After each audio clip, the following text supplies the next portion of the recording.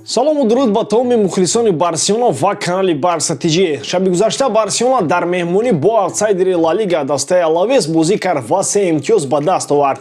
Дар да бозии охир ки Барселона дар майдони АЛАВЕС гузаронид ҳамагӣ 1 гол сар додааст. Дар маҷмӯъ 8 ғалаба дорад, 2 мусовӣ ва 8 бозиашро бе сар додани гол хотима бахшидааст ки ин бозиам омори гузаштаро такрор кард. Имрӯз мо дар бораи бозӣ бо АЛАВЕС муфассалтар гап мезанем. Дӯстон, сарпарасти видеои мо ширкати 1x мебошад. Дар онҷо вақт коэффициентҳои баланд ва бонусҳои гуногун шуморо интизор аст. Ҳамчунин нафароне ки аввалин маротиба регистратсия мекунанд, дар аввалин пардохт бо промокоди БАРСЕЛОНА то ҳажми $100 бонус интизор аст. Ссилкаи бозӣ дар комментария. Ба ҳама муваффақият.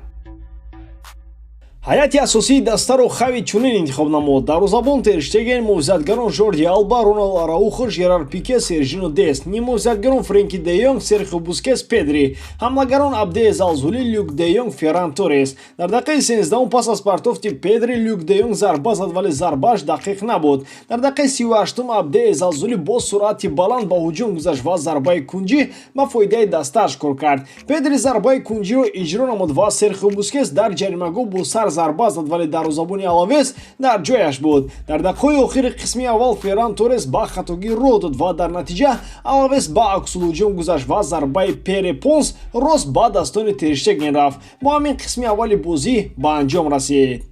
Дар қисми аввал хави дар зонаи техникии мураббӣ аз тамоми футболбозони Барселона дар майдон зиёдтар ҳаракат мекард. Омори идоракунии тӯб 78 бар 32 ба фоидаи Барселона, зарбаҳо 62 ва зарбаҳои мустақим 2-1, зарбаҳои кунҷӣ 5-0 ба фоидаи Барселона. Фақат дар қисми аввал тамоми ҳайати АЛАВЕС дар маҷмӯъ 105 пас доданд. Жерар Пике бо Роналду Араухо дар якҷоягӣ 108 пас доданд, вале натиҷаи ин ҳама омори баланд 0 аст. Сержино Дест бо суръати баланде ки дорад, на тӯбро аз рақиб гирифта метавонад, на бо тӯб ба ҳуҷум мегузарад. Дест аз вазъаш дар даста норозӣ буд ки ба ман шанс диҳанд ва ин ҳам шанс аз ҷониби хави ки далели дар ҳайати асосӣ набуданаш гардид ва чунин менамуд ки ҳоло худаш дарак надорад ки дар Барселона бозӣ дорад. Шахсан ман дар фикр афтодам ки Дани Алвес 38 сола бошад ё ин ки Сержино Дест. Ферран Торресро боз дар канори рости хатти ҳамла гузоштанд ки ин нодуруст аст, зеро Дест таоман ба ӯ кӯмак кардан наметавонад ва канори рост мавқеи гол задани Торрес нест. Дар 25 дақиқаи аввал аз канори рост Торрес фақат даст бардоштаву илтимос кардааст ки ба ӯ пас диҳанд. Торрес аз канори чап ва аз маркази хатти ҳамла гол задан метавонад ва аз канори рост танҳо дар он сурат гол мезанад ки ӯро истифода бурда тавонанд. Бозӣ бо Атлетикро дар ёд дошта бошед, Ферран маҳз аз канори чап ба ҳуҷум гузашта гол зада буд. Барои ҳамин гумон мекунам бо вуҷуди набудани Дембеле ӯро бояд дар канори рост нагузоранд. Шумо чӣ мегӯед дӯстон? Дар дақиқаи 52 бахти Барселона омад кард ва ҳангоми ҳуҷум аз канори чап ва партофти рақиб дар канори рости ҷаримагоҳи Барса ягон кас пайдо нашуд ки ба сӯи дарвозаи Тер Штеген зарба занад. Аз як ҳолати гол задан Френки де Йонг истифода карда натавонист ва баъдан дар дақиқаи 63 баъди партоф аз зарбаи ҷаримавӣ Жерар Пике ва Люк де Йонг аз ҳолати хуби гол задан истифода карда натавонистанд. Дар дақиқаи 78 мӯъҷиза рух дод ки Хоселу баъди партоф аз канори рост бо сар зарба зад, вале он бо гол наанҷомид. Дар дақиқаи 87 Жорди Алба тӯбро соҳиб шуда билохира Ферран Торресро дар канори рост дид ва ба ӯ партоф кард. Торрес бошад бо як расиш тӯбро ба Френки де Йонг дод ва ӯ ба осонӣ тӯбро ворди дарвозаи ҳариф намуда исои бозиро кушод ва бо ҳамин ҳисоб бозӣ хотима ёфта католиён соҳиби 3 имтиёз гардиданд ва дар ҷадвали Ла Лига зинаи панҷумро аз даст надоданд.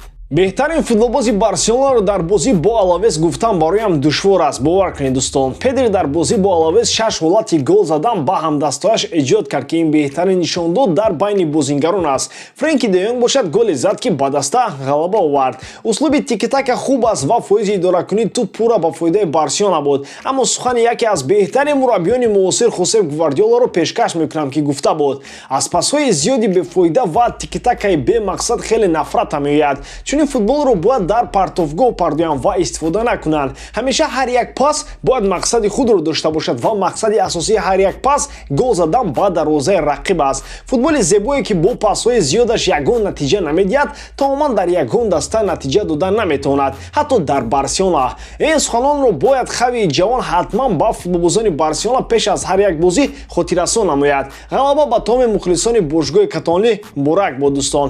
Дар ҳам ҳолат Барселонаро дӯст доред ва ва канали барсатиҷиро дастгирӣ кунед.